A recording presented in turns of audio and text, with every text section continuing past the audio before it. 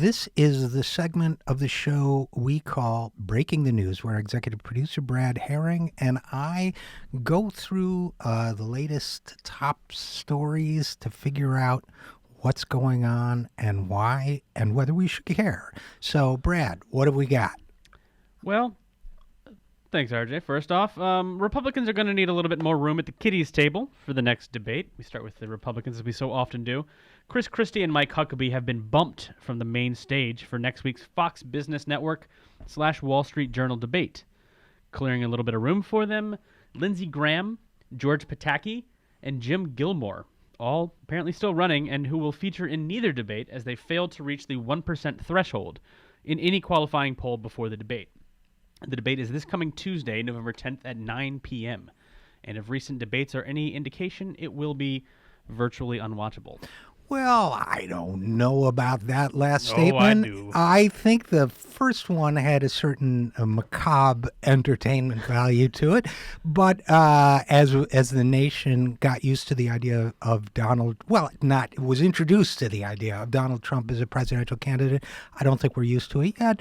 But, it's awfully interesting because we're seeing, first of all, Lindsey Graham, who is a major Senate figure, major public figure, basically being dismissed along with George Pataki, who hasn't held office for many years, and Jim Gilmore. I don't know who Jim Gilmore is. No, look, that's not a great ending for his campaign. I don't see how once you get thrown off the kiddies table, you have any chance of coming back. We have seen at least Carly Fiorina move up from that table to the main stage, so I guess it's possible to do, but I got to tell you, it's got to hurt to be. Mike Huckabee was once a serious contender, and Chris Christie. I mean, they were talking about that guy as a shoo-in a little while back. That's got to hurt. Out of all the candidates on the Republican side, who do you think has the most foreign policy experience? I think you make a pretty strong case for Lindsey Graham. Well, sure. I mean, I'd already erased him from my mind. I'm sorry, but I mean, he's not been on the right side of foreign policy decisions. But yeah, I believe it was Joe Lieberman who had to remind John McCain what the difference between a Sunni and a Shia was. But That's yes, true. he does That's know. I thought it was Lindsey Graham for a second, but yeah, no, he's been around a long time. He's served in the military. He's got a lot of experience. Probably overall the most experienced public official on the list. So naturally, given the mood of the Republican Party, he's the first to basically wipe out altogether. And now we've got Chris Christie and Mike Huckabee not doing so well. But of course, that gets us to... Yeah, we got to talk about Ben Carson. Yeah. There's something horrible happening with the Ben Carson campaign, which honestly kind of appears to be in the process of imploding. Shockingly not from this ad, which we got to play to start this thing because it is just a nightmare. Play it. Vote, vote, inspire. Vote, vote, revive. Vote, vote, Ben Carson 2016. Vote and support Ben Carson for our next president and be awesome.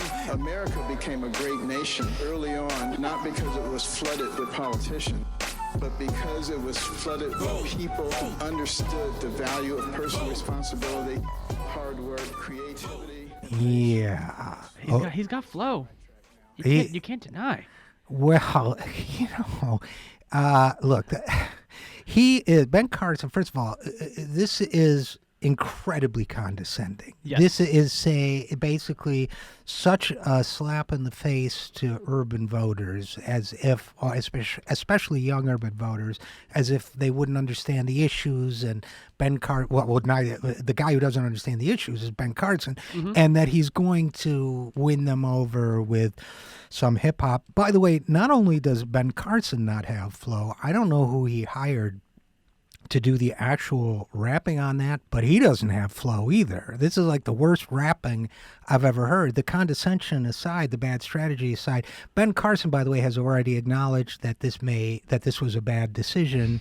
But then that leaves you with the question: well, then who's in charge of his campaign? Who signed off on it? Yeah, I thought I remember seeing that it was somebody from his staff who did the actual, I guess you call it rapping, that was happening on there. One thing that's interesting to note. the quote that they used from Ben Carson was him talking about how none of the founding fathers had any elected experience when they formed a government, which is entirely incorrect, and it's just one of many laughably, outrageously false things that he said this week. Well, yes, and I suppose I shouldn't laugh, but of course there is. Well, some of them are I think, really consequential. I think the claim that he went to West Point, which now I haven't read his book myself, but they're saying there's no record. I'm sorry, the claim that he applied to West Point, and that he was offered a scholarship and so on. Apparently, there's no record of that, and now he's saying, well, he never claimed that he applied or was offered a scholarship, but just that General Westmoreland said verbally. I mean, it's one correction after another, and of course, the one that he's getting a lot of criticism for this week, which he claims is rooted in his faith, but a lot of evangelical Christians and Southern Baptists and others are distancing themselves from, is the claim that the pyramids, the Egyptian pyramids, were actually built to store grain.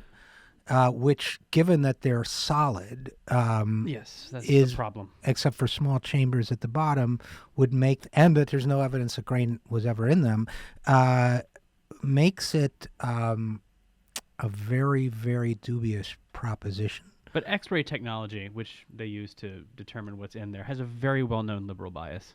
That's true. It does Yeah. have a well-known liberal bias. And, I mean, look, what happens, as you know, Brad, with the campaign is that you reach an inflection point where there's a story of this misstatement and a story of this lie and a story of this exaggeration. There's also the story of Ben Carson. Ben Carson may be the only public figure in history who, if things go as planned, will be caught out for lying about bad things about himself. The claim that he, tried to stab a kid in high school, that he tried to go after his mother with a hammer, that when there was a robbery at a Popeyes, he actually tried to, and this is in adulthood, that he says he actually tried to get them to shoot some other guy who was just sitting at the counter. So, I mean, this is the only guy I can think of who may have told terrible lies about himself in politics, and he may get caught out for it, and it may end his campaign, because although he's the front runner as of the last polling, it seems like we might be reaching one of those inflection points where that's just the story. The guy can't tell the truth. Yeah, and back to that Politico bombshell that you mentioned, where he claimed that he had gotten a full ride to West Point and did not go, that he applied and got in. Said he met with General Westmoreland. According to General Westmoreland's calendar, he was not in Detroit at that time. So at the very least, even if he didn't even claim that, this meeting with Westmoreland never actually happened, as he said. Well, So as I say, a problem with the truth is, at least in this case, if it turns out to be a lie, which it certainly is looking like, at least this was one that was complimentary to it. Yeah, that's interesting. So let's move on to the next one. Yeah.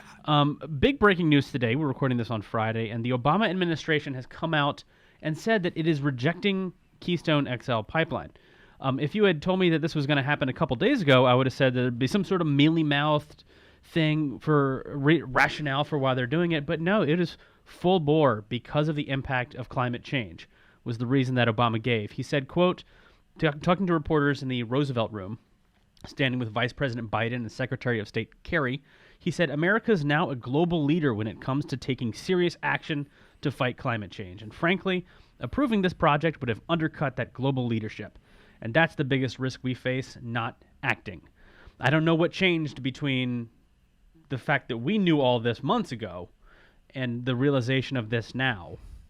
Well, first of all, Ben Carson right now is shaking his head in sadness and saying we could have stored a lot of grain in that pipeline. But no, look, this is a fantastic win. And yes, I mean, the fact that it's an unequivocal, non-hedging statement in favor of climate change suggests a couple things. One, first and foremost, is, as others have said, and I completely agree, huge victory for activism and activists. Keep Definitely. up the fight. It really makes a difference. Secondly, I think Obama figured, well, if he can't win this one, he's certainly going to look to his legacy. And activists should be very aware that this president is now looking to his legacy and ought to target their pressure tactics accordingly, because in fact this will help his legacy. He has said he wants to do more about climate change. He hasn't been extraordinarily strong on the issue, but he's been moving in the right direction, and this is a great decision. Let's not take that away. It's a big win for the planet, big win for the people who are fighting for the planet. That was a big win. Let's move on to the next one, which hopefully will be a big win down the road. The full text of the Trans-Pacific Partnership has been released after months of secrecy. The so-called TPP is a massive 12-nation trade deal, which until now had to be evaluated by activists based on select leaks and word of mouth on what was actually in the deal. But now it's in the open, confirming many of the activists' worst fears.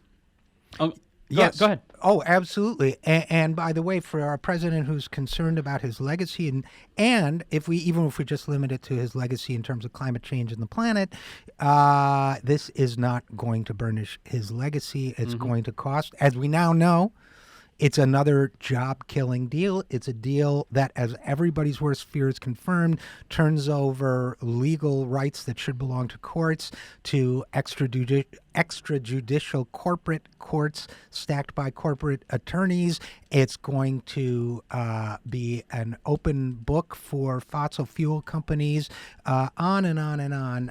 Nothing in there in that Trans-Pacific Partnership about saving the environment, saving the planet. So we now learn that our worst fears are confirmed. So if this president is concerned about his legacy, we activists have some work to do. Yes, that's very true. Some work to do. Moving on to the elections, which happened just this past week. We're going to talk to Howie Klein, just coming up just right after this, digging into some of the positions that were up, and particularly in Kentucky. But one of the other, it was kind of a mixed bag, for these off-year elections. There were some big wins and some big losses. And if you're LGBTQ in Houston, you had the worst of it by far. The Houston City Council ordinance, which banned discrimination over gender identity and sexual orientation, was overturned by voters. Kind of surprisingly, I think. And this is just a few years after Houston elected Anise Parker, the city's first openly gay governor. And transphobia... mayor. Oh, sorry, mayor, correct. Transphobia played a huge role in the election, with activists playing up fears of men masquerading as women to gain access to women's restrooms. False and very offensive smear. Right. And by the way, also, as activists down there have pointed out, someone posted a picture of a transgender man who's a very big, hefty guy with tattoos who will now have to go to the women's bathroom, which I think is going to make people feel unsafe. But look, this really wasn't about bathrooms. It was about using bathrooms as a leverage issue to stoke people's worst fears. I think... I don't know enough to know whether, our side was out organized on this one or what happened, but, we'll just have to try again. Yeah, and it, of course, wasn't all bad news. There was, in Ohio, gerrymandering was actually banned by voters, which is pretty huge, creating a bipartisan redistricting committee. And Maine also passed Question 1, which enhances the Maine Clean Election Act, increasing public funds available for state elections. That's great. Although in my universe, the answer to question 1 is still 46. All right. That's a. If you're a nerd, you understand that joke. Okay. What else we got? Let's get to another big bombshell from this week. New York Attorney General Eric Schneiderman. We're going to back into climate here a little bit. Schneiderman launched an investigation into ExxonMobil for allegedly lying to the public about the effects of climate change. This claim is that these were lies to potential investors that ran counter to the facts of their own research into climate change, rather than simple misinformation backed up by their research. ExxonMobil has, of course, challenged the allegations, claiming they never suppressed any climate research. This could just be the opening salvo, however, as several other oil companies, including BP, Shell Oil, and Texaco, have been members of the Global Climate Coalition or the American Legislative Exchange Council, or ALEC, both of which question the facts behind climate change. I was talking to somebody about Schneiderman's investigation, and my first reaction was, I wonder if knowing that what you're doing causes climate change and not telling the public is actually, I wonder what statute that is an offense under. And the answer was, and it's here, it's in what you just said. The answer is, well, if they didn't tell their investors, and it would certainly have a material impact on their business's prospects. And I finished the sentence. Yeah, that's investor fraud. Yeah. That is a big deal. So if the documents that have been released and the interpretations of them are correct, which is that ExxonMobil knew, we already know that they're terrible human beings and terrible members of humanity for knowing this, denying it, arguing the opposite, and continuing to damage the planet. If it turns out that they also committed investor fraud or any other kind of fraud, who knows? Justice may prevail. Yeah, it feels a lot to me reminiscent of the tobacco company's lawsuit back in the day, where they could claim that they didn't know anything about it, or they made the claim that it was safe, but the fact that they knew, that they had research for the tobacco that it was harmful, that it caused cancer, and in the ExxonMobil case, that climate change is real. If they had that research that backed that position up, and if they were saying the opposite, then that's where the problem really lies. Could be Eric Schneiderman's legacy. Indeed. Well, that's all we got for all we got time for this week, at least. All right, then we will be right back after this. I'm Richard RJ Eskow, and this is The Zero Hour.